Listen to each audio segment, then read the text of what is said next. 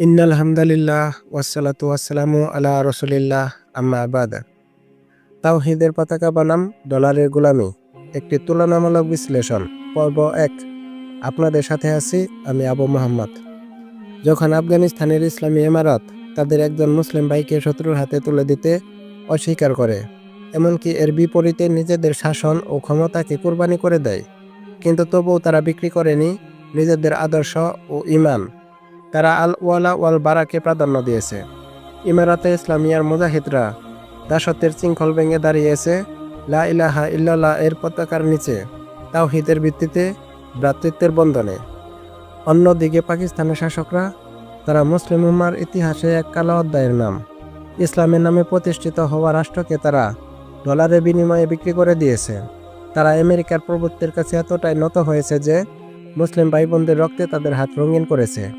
সন্ত্রাস বিরোধী যুদ্ধ নামে তারা নিজেদের জনগণের বিরুদ্ধে যুদ্ধ ঘোষণা করেছে, নিজেদের ঘরে আগুন ধরিয়েছে। তারা একদিকে ইসলামের দোহাই দেয় আর অন্যদিকে মার্কিন ড্রোনকে তাদের আকাশে উড়তে দেয়। তারা সীমান্তে মুসলিম যোদ্ধাদের গুলি করে, আবার ওয়াশিংটনে গিয়ে করজোড়ে প্রভুর সন্তুষ্টি চায়। আফিয়া সিদ্দিকির মতো নিরপরাধ মুসলিম নারীকে আমেরিকার হাতে তুলে দেয়। এটা শুধু একটি নারীকে বিক্রি করা নয়, এটি পুরো উম্মার সম্মানকে পদদলিত করা। পাকিস্তানের উত্তর পশ্চিমাঞ্চলে, যেখানে মুজাহিদরা ইসলামের জন্য লড়ছে, যেখানে নারী শিশু বৃদ্ধ সবাই দিনের মুজাহিদদের কাতারে লড়ছে, সেই ভূমি আজ রক্তে ভিজে আছে পাকিস্তানের সেনাবাহিনীর গুলিতে ও আমেরিকার ড্রোনে। হাজারো পরিবার ছিন্ন ভিন্ন, অসংখ্য শিশু অনাথ।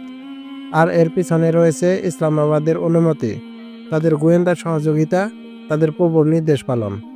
তারা নিজেদের সীমান্তে মুসলমান হত্যা করে, আবার জাতিসংঘে দাঁড়িয়ে মুসলিম একতার কথা বলে। তাদের মুখে এক, অন্তরে আরেক। তাদের নীতি নেই, কেবল স্বার্থ আছে। তাদের ধর্ম নেই, কেবল নির্দেশ আছে, যা কেবল ওয়াশিংটন থেকে আসা। কিন্তু আফগানিস্তান ভিন্ন। ইমারতে ইসলামিয়া প্রমাণ করেছে, যদি ঈমান থাকে তাহলে কোনো পরাশক্তির সামনে মাথা নত করার প্রয়োজন নেই। তারা রক্ত দিয়েছে, শহীদ হয়েছে, কিন্তু ঈমান বিক্রি করেনি। যখন পুরো দুনিয়া তাদের বিচ্ছিন্ন করতে চেয়েছিল, তখন তারা নিজেদের মাটিতে দাঁড়িয়ে বলেছে, আমরা মুসলমান, আমরা স্বাধীন জাতি। আজ ইতিহাস সাক্ষী, কারা আল্লাহর পথে দৃঢ় ছিল, দৃঢ় আছে, আর কারা ডলারের দাসে পরিণত হয়েছে। পাকিস্তানের শাসকরা আমেরিকার সন্তুষ্টি অর্জনে মুসলিম রক্তের লেনদেন করেছে, অথচ আফগানিস্তানের মুজাহিদরা আল্লাহর সন্তুষ্টির জন্য নিজেদের জীবন দান করেছে। এই দুই সরকারের মাঝে পার্থক্য এখানেই। একদল স্বাধীনতার প্রতীক, অন্য দল দাসত্বের প্রতিচ্ছবি। আল্লাহর ইচ্ছায় খুব শীঘ্রই এই গোলামি, এই রক্তপাত, এই বিশ্বাসঘাতকতার অবসান হবে। পাকিস্তানের জনগণের উচিত তাদের শাসকদের জবাবদিহি করা। যারা ডলারের লোভে মুসলিম জনগণের রক্ত বিক্রি করে, তাদের ক্ষমতা থেকে অপসারণ করা। মুসলিম উম্মার ঐক্য, সম্মান ও স্বাধীনতার জন্য আমাদের জাগতে হবে। আফিয়া সিদ্দিকির মতো মাজলুমদের মুক্তির জন্য, মানুষের সম্মানের জন্য এবং ইসলামী হুকুমত প্রতিষ্ঠিত করার জন্য পাকিস্তানের গাদ্দার সরকারের সাথে আমাদের জিহাদ অব্যাহত রাখতে হবে। পাকিস্তানের শাসকদের প্রতি আমাদের স্পষ্ট বার্তা, আমাদের প্রভু আমেরিকা নয়, আমাদের প্রভু আল্লাহ তাআলা। মুসলিম জনগণের রক্তের দামে তোমাদের গোলামি আর চলতে দেওয়া হবে না। এই বিশ্বাসঘাতকতার অবসান হবে এবং মুসলিম উম্মাহ আবারও তার মর্যাদা ফিরে পাবে। এই বিদ্রোহের আগুন আরও বহুগুণে জ্বলে উঠবে এবং পাকিস্তানের মাটি থেকে আমেরিকার গোলামির শেকড় উপড়ে ফেলা হবে ইনশাআল্লাহ।